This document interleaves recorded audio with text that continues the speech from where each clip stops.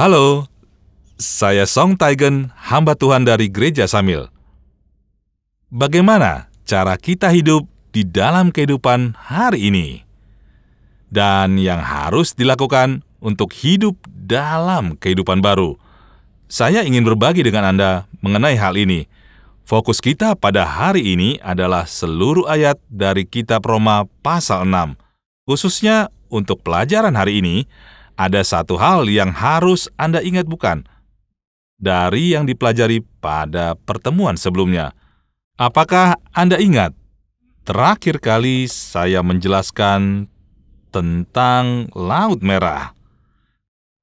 Kami mencoba menerangi Mesir dan Kanaan, di mana kita harus pergi dari tengah Laut Merah. Seperti ini contohnya. Mesir adalah tempat kehidupan lama mereka dan Kanaan adalah tanah yang harus mereka tuju. Pertanyaannya, jika dilihat dari sisi Mesir, apa yang dilakukan oleh para budak Israel? Mereka mati tenggelam. Apakah Anda merasakannya?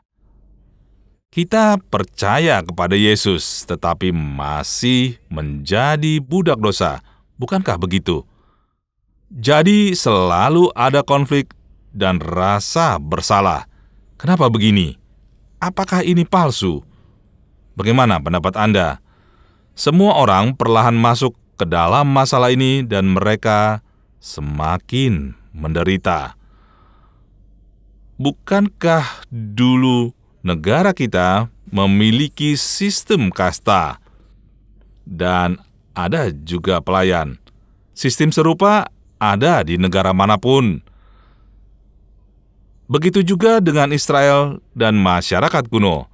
Tetapi jika saya seorang budak, meskipun anak saya terpelajar dan pintar, dia tetap anak dari seorang budak.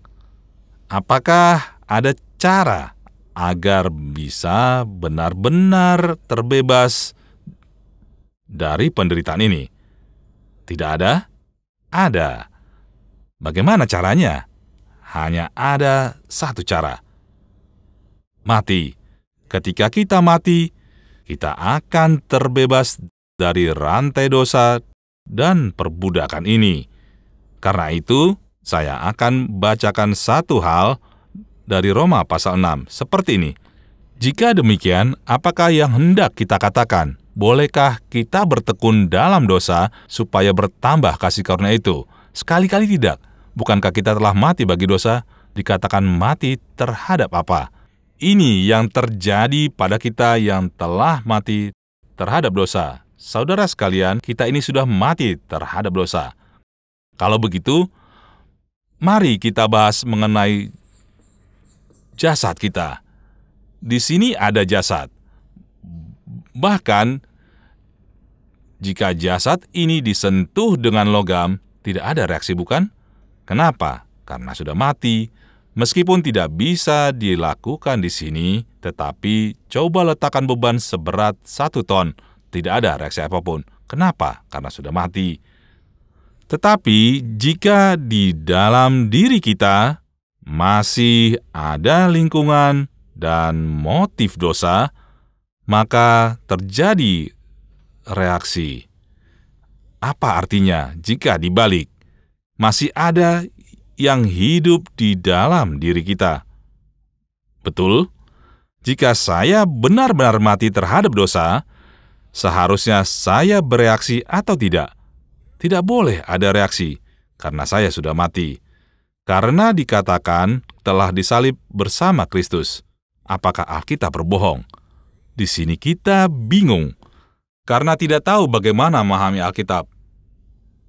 Pertama, mari kita lihat bagaimana kita salah memahami kata-kata di dalam Alkitab. Mari kita lihat Roma 6 ayat 1. Jika demikian, apakah yang hendak kita katakan? Bolehkah kita bertekun di dalam dosa supaya bertambah kasih karunia itu? Kata ini sebenarnya merujuk pada sebuah kalimat. Ada perkataan seperti ini di dalam Roma pasal 5. Akan saya bacakan. Tetapi hukum Taurat ditambahkan supaya pelanggaran menjadi semakin banyak. Tetapi di mana dosa bertambah, apa yang meluap? Apakah Anda tahu? Di mana dosa bertambah, di sana kasih karunia berlimpah-limpah. Sangat mudah bagi kita salah paham dalam kata ini. Nyatanya banyak orang berpikir seperti ini. Loh, jadi jika ingin mendapat kasih karunia, maka harus berbuat dosa lebih banyak. Bisa saja terjadi jika kita lihat kalimat ini. Firman dari Roma 5 ayat 20. Saya akan bacakan ulang, begini isinya. Di mana dosa bertambah, di sana kasih karunia berlimpah-limpah. Di mana dosa bertambah, di sana kasih karunia berlimpah-limpah. Jadi, karena kesalahpahaman pada kata ini, apakah Anda akan berbuat dosa untuk mendapat kasih karunia? Pertanyaan ini sengaja dibuat Rasul Paulus. Saudara sekalian, bukan itu arti dari firman ini. Bagaimana dengan dosa? Kita telah mati. Jadi, secara aturan dan prinsip, seharusnya tidak ada reaksi terhadap dosa. Tetapi, ternyata ada reaksi. Apa yang harus dilakukan? Jika saya memahaminya secara terbalik, apakah ini palsu? Apakah itu masalah? Maka arti kematian Yesus di kayu salib akan menjadi masalah serius, bukan? Jadi, kita perlu tahu dua cara memahami Alkitab. Pertama, Alkitab menjelaskan masa depan dengan lengkap. Dan di dalam Alkitab banyak sekali tema seperti ini. Kedua, memperkenalkan tentang masa sekarang. Contoh apa yang cocok? Mari kita lihat contoh dari Perjanjian Lama. Dalam Perjanjian Lama, Musa menuliskan janji Tuhan tentang tanah Kanaan. Pada saat membaca tulisan ini, orang Israel tidak berada di Kanaan. Tetapi yang dikatakan, "Aku telah memberikan tanah ini kepadamu." Telah diberikan adalah bentuk lampau, padahal belum berada di tanah Kanaan. Tetapi sudah diberikan. Bagaimana ini terjadi? Dijelaskan dalam masa kini. Setiap tempat yang diinjak. Apa artinya ini? Goal akhir. Tujuannya dijelaskan dengan masa depan. Inilah saat Yesus mati di kayu salib untuk menebus dosa kita. Semua hal mengenai kita sekaligus dan kekal. Apakah saudara percaya? Semua sudah ditebus, tetapi di mana hal itu terjadi dan diselesaikan? Artinya, hal ini terlaksana dan terselesaikan dalam ruang dan waktu. Jadi, saudara, apakah ruang dan waktu merupakan konsep yang diperlukan manusia atau diperlukan Tuhan, diperlukan oleh manusia? Tuhan tidak memerlukan ruang dan waktu. Ia bukan Tuhan yang terikat pada suatu tempat atau suatu waktu tertentu. Jadi, ketika putranya Yesus Kristus disalibkan 2000 tahun lalu, meskipun itu waktu yang lampau, kita perlu waktu untuk memahami ini. Sudah selamanya dan sekaligus Dia menyelamatkan kita semua di kayu salib. Tetapi pertanyaannya, di manakah penyelesaian itu terlaksana? Itu semua dilaksanakan dan dijelaskan dengan mengejar pemahaman manusia dalam ruang dan waktu. Meskipun penjelasannya cukup sulit, tetapi ini konsep yang sangat penting. Pada tahap itu, Tuhan telah menyelamatkan kita, tetapi di dalam kita masih ada bayangan dari diri kita yang lama. Ada kekurangan dan sekarang sedang disempurnakan. Ini adalah proses yang tidak akan pernah gagal. Kenapa? Karena putranya, Yesus Kristus, telah membayar lunas di atas kayu salib. Jadi, ketika kita berkata kita berada di tengah hidup baru, apa yang tersisa di dalamnya? Yang tersisa hanyalah mematuhi dan menikmati rencananya dan berkatnya bagi kita. Menikmati adalah konsep yang penting pada hari ini. Minggu lalu juga sempat saya singgung. Kata menikmati, siapa yang akan masuk dalam pekerjaan ini? Pekerjaan yang memindahkan kasih karunia Tuhan. Perlahan secara bertahap kita menang, tetapi kita sedang dalam proses untuk terus maju dengan kasih karunia Tuhan. Anda pasti ingat saat sekolah pernah melihat grafik seperti ini. Grafik berjalan seperti ini menuju X hingga tak berhingga. Tetapi kita tidak selalu berjalan lurus. Bagaimana jalannya? Naik turun, naik turun, naik turun seperti ini. Apa yang kita lihat? Kita hanya melihat dari sini ke sini dan dari sini ke sini. Jadi apa yang kita rasakan? Rasanya kita selalu seperti ini setiap hari. Naik, terkadang kita penuh Roh Kudus, terkadang tidak. Terkadang penuh, terkadang tidak. Tetapi orang-orang yang telah dipegang oleh tangan Tuhan dan anugerah penebusan Kristus dalam rencana penyelamatan Tuhan yang besar menuju X tak berhingga disebut gelombang yang sederhana. Sebenarnya saat ini sedang berjalan, tetapi dalam persepsi manusia,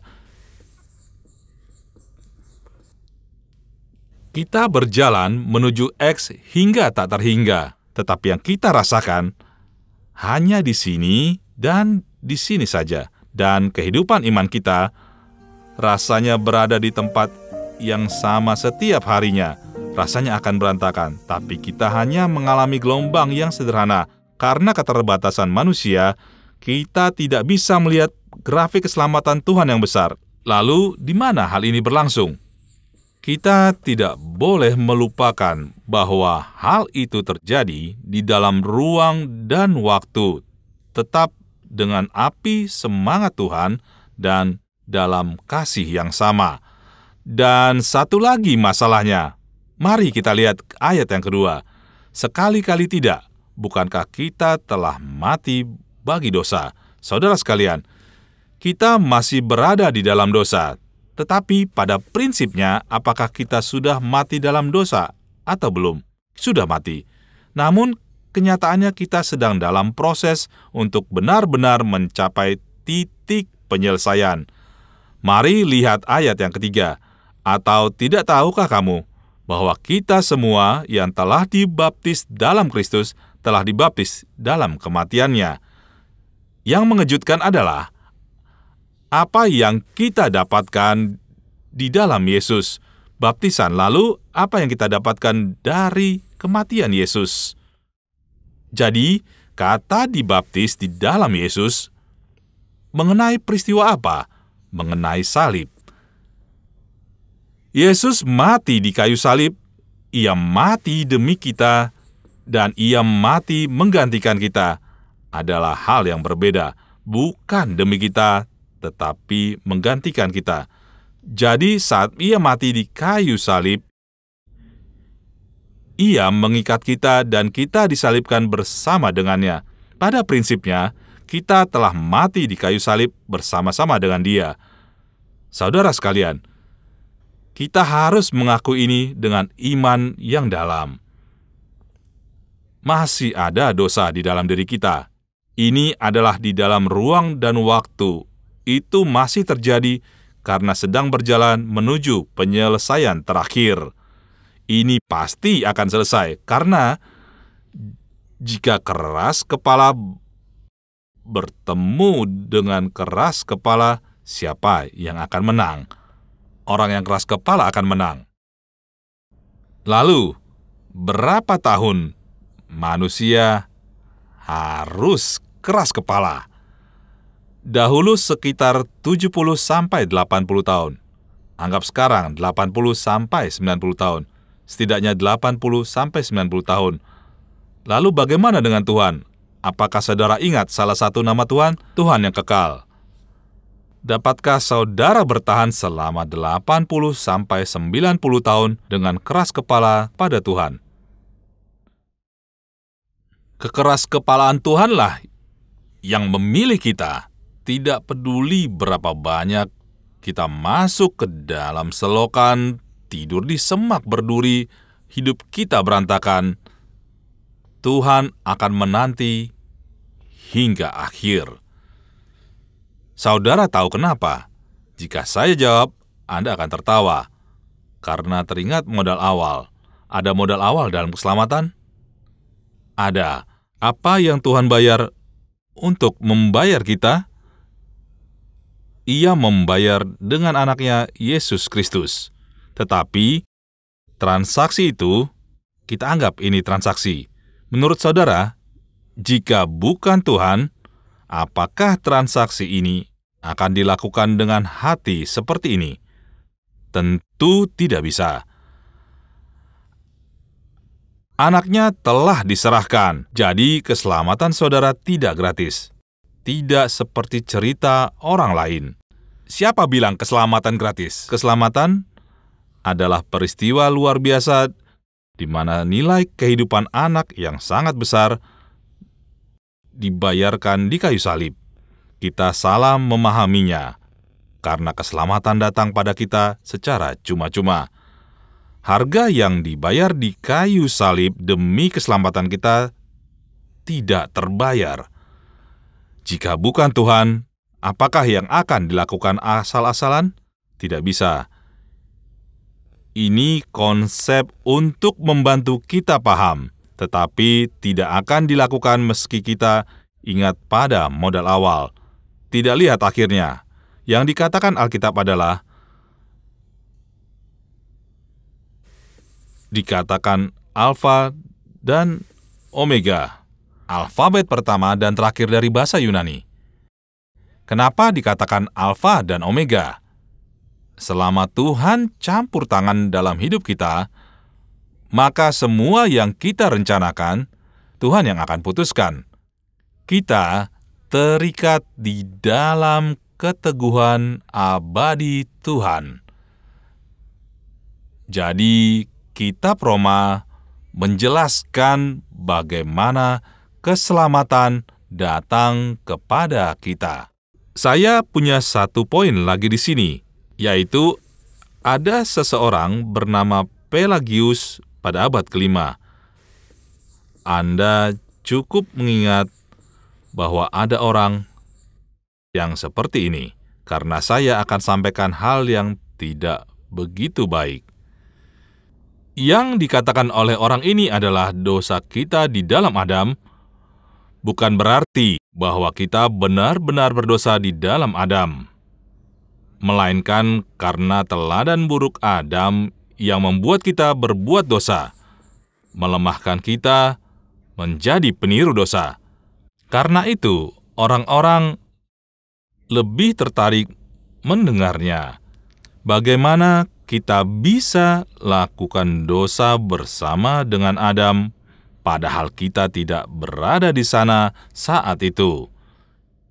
Ini adalah teori Pelagianisme yang terjadi pada abad ke-5.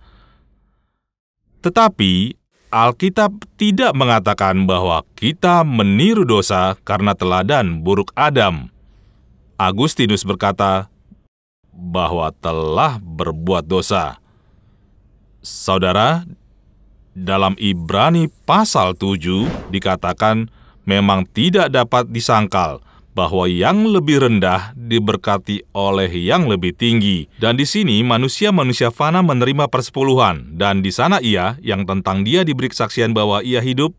Perhatikan baik-baik, siapa yang berhak menerima persepuluhan, maka dapatlah dikatakan bahwa dengan perantaraan Abraham dipungut juga persepuluhan dari Lewi yang berhak menerima persepuluhan. Saudara, perhatikan baik-baik. Ini tentang Melkisedek. Jadi, saat Abraham membayar persepuluhan, Lewi juga membayar persepuluhan dengan perantaraan Abraham. Saat itu, Lewi masih berada pada kendali Abraham. Dikatakan Abraham dipungut persepuluhan. Lalu Lewi pura-pura dipungut atau memang dipungut, maka dapatlah dikatakan dipungut juga. Ini adalah prinsip yang paling penting bagi kita. Jadi artinya seperti ini, bukan seperti yang dikatakan Pelagianisme bahwa kita meniru dosa Adam, tetapi seperti yang dikatakan Agustinus, seperti kata Paulus dalam Roma, bahwa kita berdosa di dalam Adam. Jadi bukan seluruh garis keturunan Adam diberikan teladan yang buruk, tetapi pada dasarnya semua berdosa di dalam Adam. Maka kita menjadi orang yang berdosa. Dengan prinsip yang sama, perhatikan baik-baik. Yesus Kristus datang sebagai Adam yang kedua. Saat Yesus datang sebagai Adam kedua dan membayar semua dosa itu, seperti yang tadi saya sampaikan, kita mati bersama dengan Yesus. Jadi, barang siapa yang terikat dalam kehidupan, buah sulung kebangkitannya telah dibayarkan dosa-dosanya dan telah menerima janji kebangkitan. Tetapi, masalah ini tidak terjadi secara bersamaan. Ini dicapai sedikit demi sedikit dalam proses ruang dan waktu kita. Seperti yang dijelaskan tadi, bagaimana perasaan kita? Sepertinya kita seperti ini setiap hari. Tetapi tidak. Meskipun begitu, Tuhan memimpin hidup kita. Kalau begitu, tersisa dua masalah di sini, yaitu apakah Tuhan tidak bisa tidak melakukan itu dan langsung datang saja? Tidak bisakah semua dilakukan sekaligus? Apakah Tuhan tidak mampu? Tidak. Ia pencipta. Ia berkuasa.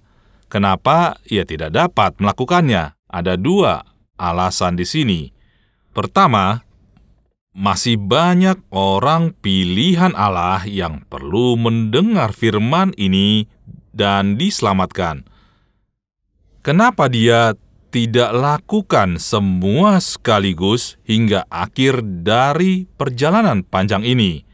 Kenapa dia melakukannya dalam proses waktu dan ruang? Ada perintah Allah yang tersembunyi di sini. Bumi ini masih penuh dengan orang yang sekarat, yang belum mengenal Kristus. Itu maksudnya. Yang kedua, pada saat yang sama, seperti yang dijelaskan Rasul Paulus dalam surat kepada jemaat Korintus, saat kita menerima keselamatan, apa yang harus kita lakukan agar tidak sama dengan orang yang menerima keselamatan dari tengah api, terus melepaskannya, mengeluarkan semuanya hal-hal yang tidak murni, seperti batu yang dihancurkan. Ia memoles kita, meneguhkan kita. Oleh karena itu, kita dipoles sebagai mempelai Kristus. Saudara, pada akhirnya bukankah dari Kejadian hingga Wahyu adalah cerita mengenai pernikahan? Bukankah keluarga Adam yang indah di Taman Eden yang berasal dari tulang rusuknya itu pada akhirnya hancur karena dosa, lalu diusir keluar dari Taman Eden? Tetapi apa yang melengkapi dalam kitab Wahyu? Diakhiri dengan pernikahan anak domba dan mempelainya. Pada saat itu, semua mempelai wanita mengenakan pakaian putih yang dibasuh dengan darah Kristus. Tidak ada cara yang dapat membersihkan pakaian hidup kita yang kotor selain dengan darah pengorbanan. Yesus memeluk kita dengan pengorbanan darah-Nya. Tuhan terus menahan, menunggu di dalam ruang dan waktu hingga hari itu selesai. Karena dua alasan ini, untuk menjadikan kita, lalu karena perintah Allah, untuk sampai ke ujung bumi. Hari ini, kita akan meringkas lagi kurang lebih 3 hal. Pertama, kita bukan lagi